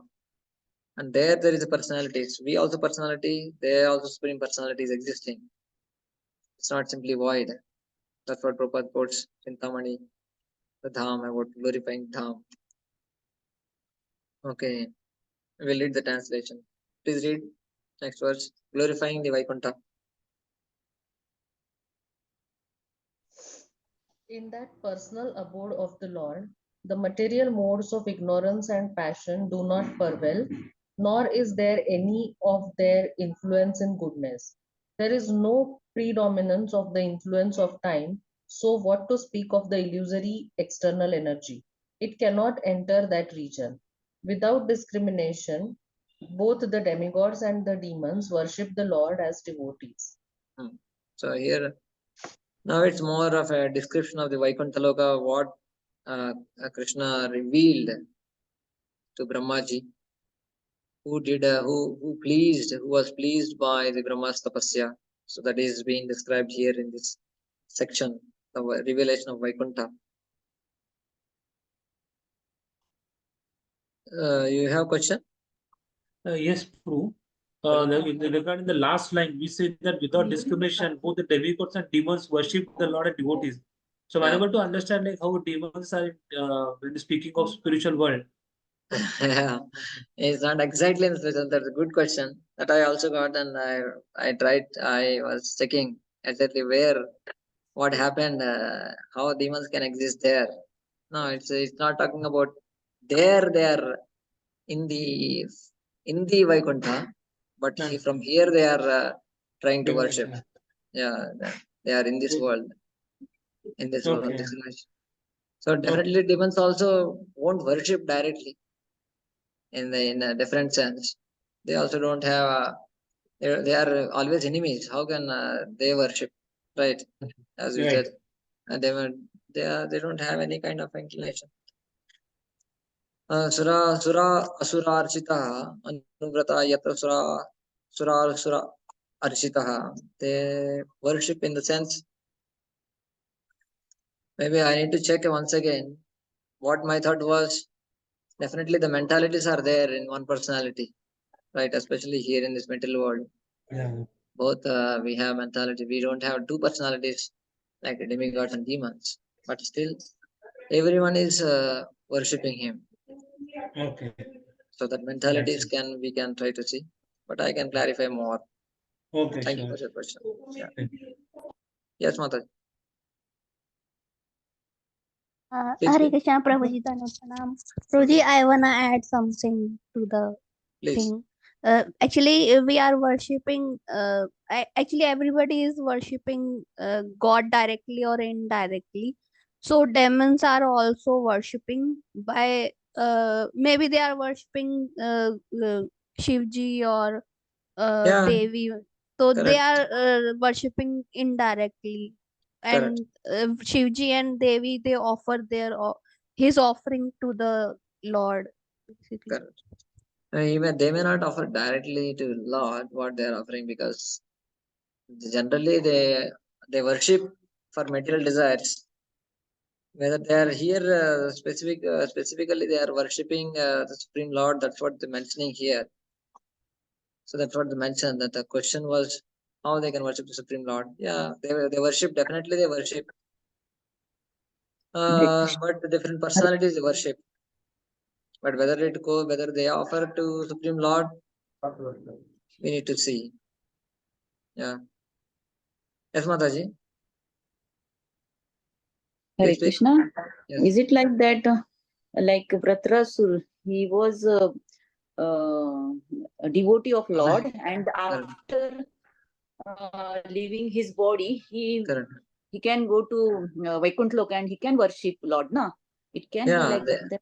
Yeah, they also can happen. It also there's like demons who were in the body, like Ravana and all the the personalities who came from Jai Vijay. All the 6 personalities who are in bodies of demons. They fought with Lord, though they didn't directly worship here. Definitely they worship the Lord in the spiritual world. They are the servants of the Lord.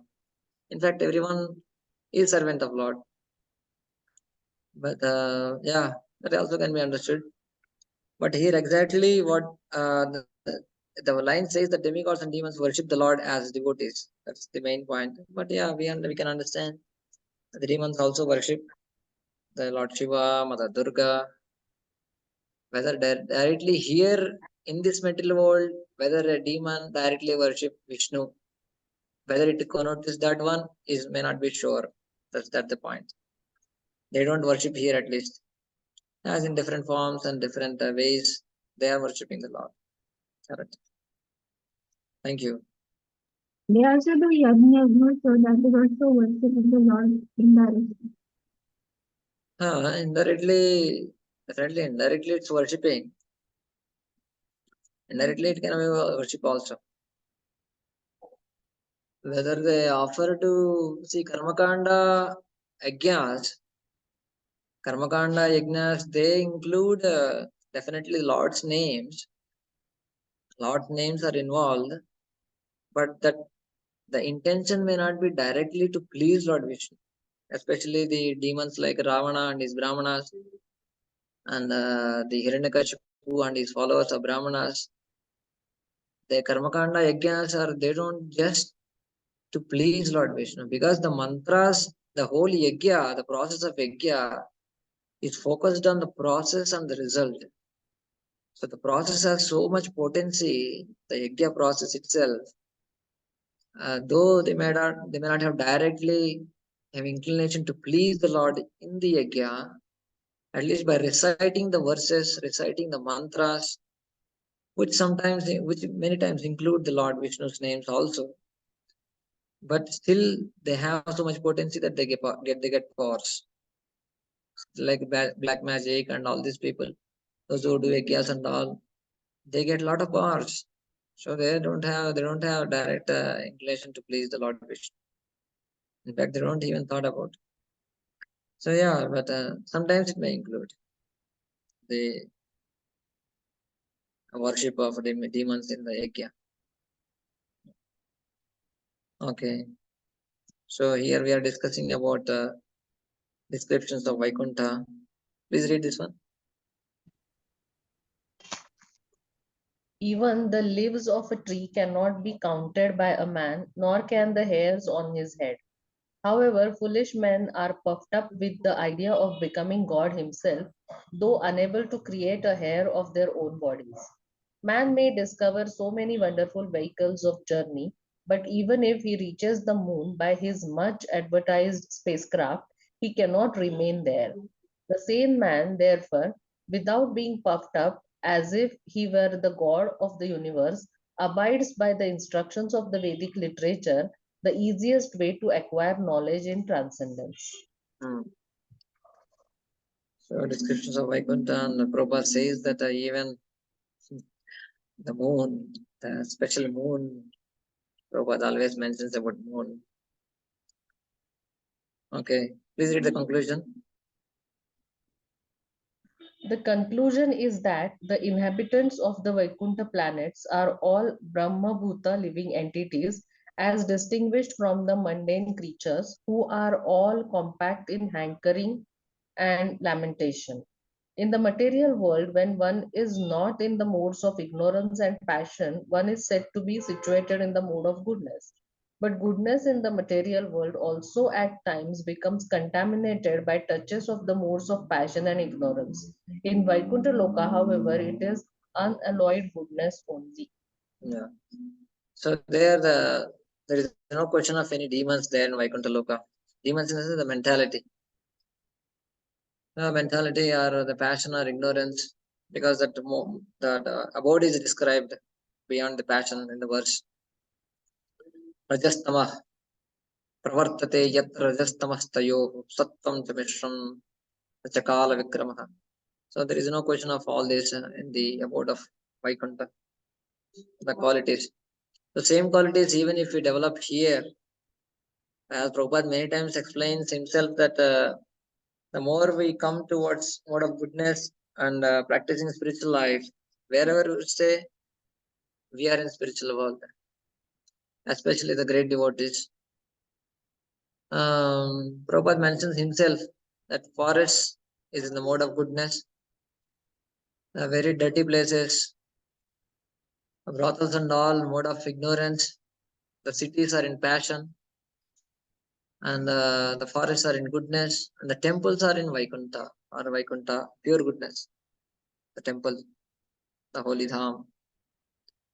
So of course, I mean, it depends also in the personal, subjective also, it's at the same time, not only it's objective, it's also subjective. Though one may be in temple, but at the same time is influenced by different modes. But still, Prabhupada, that establishment of Supreme Lord in the temple or in the home, also it makes the home or temple as a Vaikuntha. The more we practice it, the more we purify our hearts and practice the principles of bhakti, our homes, our temples, we can experience the spiritual atmosphere, and we can experience the spiritual world here itself. So the conclusion may be drawn that because of the complete absence of the mundane qualities of ignorance, passion, Vaikuntha, there is no question of creation or annihilation. Yeah, in spiritual world, there is no question of all this creation, maintenance and destruction. Srishti Sthitis, Pralaya Sadhana, Shakti Rekha. That is Chaye Vayasya Bhunani Vivartir Durga. Only it happens here, not in the Vaikuntha Loka. Okay, it's already 4:30. Maybe we'll pause here. So from text 11 from tomorrow we'll continue. And then we have 4 classes for this chapter. So tomorrow will be, let us suppose we reach till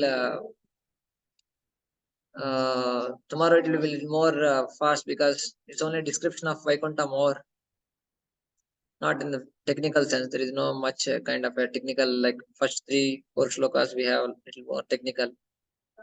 So then we'll till cover Chaturshloki, and Chaturshloki next week we'll take up, and we'll complete next week this chapter. So thank you so much. Srila Prabhupada ki jai, Grandhara Srimad Bhagavatam ki jai. Hare Krishna. Hare Krishna. Thank you, Prabhuji. Thank you. Thank you very much, Prabhuji. Pranam. Vanchakalamtarubhyacha kripa sindhubhyo cha. Etanam pavanebhyo vaishnavebhyo namaः. Hare Krishna. Hare Krishna. Hare Krishna.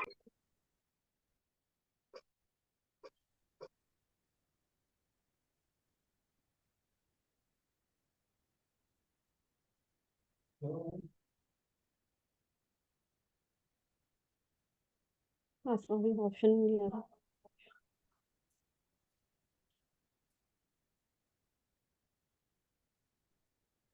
Thank you.